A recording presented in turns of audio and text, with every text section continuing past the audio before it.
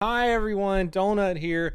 I'm making a video today. My channel hasn't been deleted yet. That's really good. They actually brought the Bob video back. I don't know what's going on because they said their team said it was too inappropriate and now their team is saying it's not. I'm happy. It's just really weird, man. Sorry, I was freaking out the other day. When your boss comes in and says, hey, you might not work here tomorrow, it just kind of, gets to you a little bit. Bad news, everyone. No one's gonna die in this video. Is that one of the jokes I shouldn't make that YouTube doesn't like? Good news, I'm promoting dogfighting, as you can see. Michael Vick in these boys. Get him, woo! Get him, take his back. Enough of that. We're here for crime, right, boys? This is shh. So we do crime on this channel, as you know. Something I've never done before. Oh my God. Goddamn. Hi everyone, Butcher here. I don't want Dad to make a video. We're all about crime. Something I've never discussed really at length is internet crime. Technology's scary, right? Technology! Oh my God. I'm also making this because I've been doing a lot. Oh my Jesus. You won't do that. You won't do that shit when I'm not making a video. I'm making this video for a few reasons. I've just been going down a cybercrime rabbit hole lately, primarily with my new favorite podcast called Darknet Diaries. They talk about a lot of really gnarly stuff on the interwebs when it comes to crime. And this is also kind of related to my sponsor. You'll see that here in a minute. I don't really have a solid plan for this video other than talk about shit that I think is cool, which I mean, that's what, 99% of my videos, and you guys watch them. The early days of the internet. Did you know that one of the first recorded hacks in history was in 1909? No shit, 1909. A bunch of smart fellers in London got together to witness the first ever display of long distance wireless telegraphs made possible by a man named Guglielmo Marconi. At the event, all eyes were on the machine and suddenly it started tapping out a poem about Marconi jacking off in public places. The system had been hacked by magician Neville Mescaline to prank that bitch ass Marconi in front of his friends. Skip forward like 5 or 6 years. 1988, a hacker at MIT unleashes a worm that causes millions of dollars worth of damage across the internet. This dude actually becomes the first person charged with the 1986 Computer Fraud and Abuse Act. 1994, a Russian hacker steals $10 million from various banks across the United States. This was the first virtual bank robbery. 1993, a 10-year-old boy went... Okay. 1993, a 10-year-old... Shut up. Look, I have an audience in here today just laughing at me as I fuck up my words.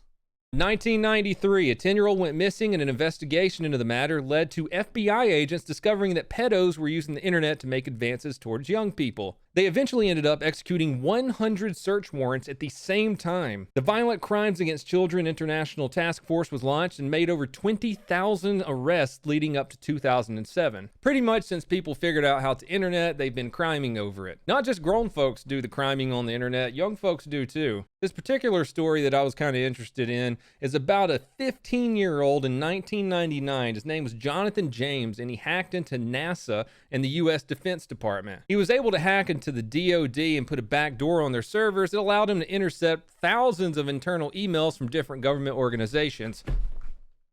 With all the information he had caught, he was able to steal a piece of NASA software. It shut their systems down for 3 weeks as they tried to figure out what was going on. NASA said the software was worth $1.7 million. It was used to support the ISS's physical environment, which means like the temperature, the humidity, and their living spaces. God damn, Jeeves. Jeeves farted. I'm never gonna get this video done. I'm sorry, Nord. Skunk climbed in Jeeves' butthole and died. Kayla's gagging. You good? You good?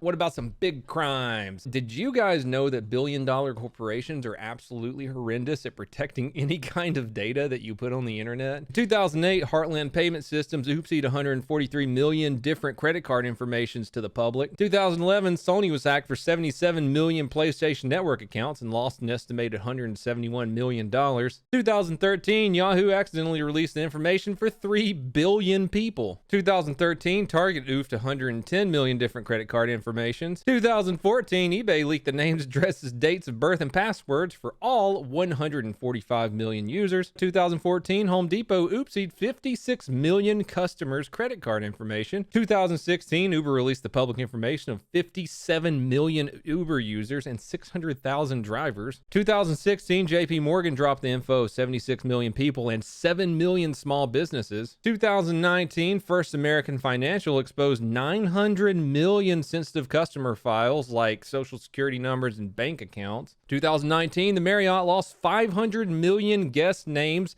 passport numbers, and credit card informations. If you were looking for herpes, love, on Adult Friend Finder in 2016, they were hacked out of 412 million users' personal information. 2015, every single person who was diddling someone they probably shouldn't have been diddling on AshleyMadison.com had their info leaked. 32 million people had their names released on a giant list, still made available to the public, you can check out. But there was one leak, one big oopsie to rule all of these oopsies, at least I think so. 2015, the Swedish Transport Agency. They released the names of undercover special intelligence agents. Sensitive details about rail and maritime infrastructure, such as roadways, ports, subway systems, bridges, etc. Driver's license info, including names, addresses, and picture IDs of every Swedish resident. Information regarding every vehicle in Sweden, including civilian, police, and military vehicles. Information regarding individuals in Sweden's witness protection programs, and the identities of Sweden's Air Force pilots.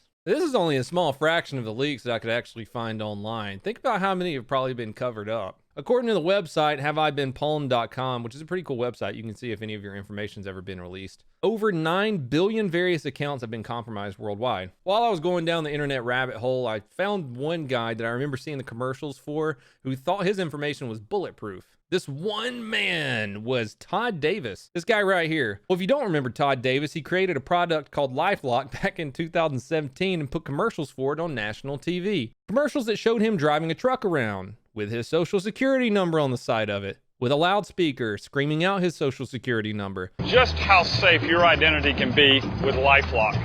That's my real social security number. 457-55-5462. You'll never guess what happened. Well, his identity was stolen 13 times. Not only that, LifeLock's security was so poor, they ended up leaking every single one of their customers' email information who signed up for LifeLock to be protected. It's not all about stealing money and causing $1 million worth of damage and leaking your entire country's personal information. Sometimes hackers just do some bizarre stuff. Sometimes really funny stuff. One of the funniest hacks I was able to find online was against News 14 Carolina back in 2004. A group of teenagers got together and realized that the little thing at the bottom of the screen on News 14 that said school was closed for a snow day actually came automatically from a message board. Meaning if you posted something at the right place, it was going to pop up on the screen. Here's some of my favorites that they put up. Mike Hunt Enterprises. The Sausage Factory, third shift canceled, closed Friday. Operating under code red. Cecil's Cockring Emporium, back up by tomorrow morning. Watkins Family Reunion Service. Holla at PNIS for more info. You know how we do. Below Me Dry Cleaning Incorporated. All your base are belong to us. Windows 32 exception error. If this is your first time seeing this, please reinstall Windows. Brigham Young, closed Friday. Contact R. Kelly for more details. Back in 2013, someone took over Burger King's Twitter account and said that it was sold to McDonald's. They changed everything on the Burger King Twitter to look like McDonald's. Back in 2017, some security researchers figured out that they could trap you inside of a car wash remotely and use the robotic arms and doors to beat your car.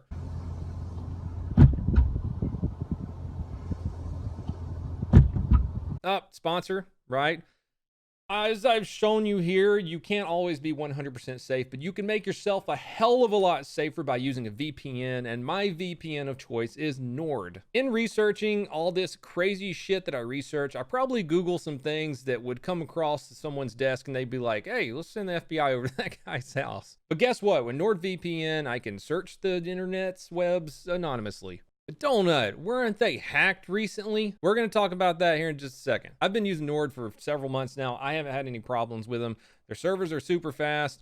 One of the cooler features that I saw is that if you live in a country and you go to maybe even some of my videos and it says people in your country can't watch this, you can click on this little map and trick the internet into thinking you're in that country. You can watch stuff you wouldn't normally be able to watch in your country. Let's say if you lived in a country where there's a lot of censorship. Another cool thing is you can use it on mobile devices, iOS or Android. They have a special going on right now where if you go over to nordvpn.com/donutoperator or use the code donutoperator, you get 70% off a 3-year plan plus 1 additional month free. You may have heard some negative things about Nord recently. There was a security breach, but no user information was released. Service as a whole was not attacked, the code was not attacked, the VPN tunnel was not breached, and the NordVPN apps were unaffected. It was a small hiccup on their part, and they spent a lot of time and money fixing it, and the servers are secure secure as ever. As I said, I trust them. If you want to check out NordVPN, nordvpn.com/donutoperator, or use the checkout code donutoperator. Thank you for sponsoring this video, NordVPN. Everyone, please have a fantastic day. Straight whacker.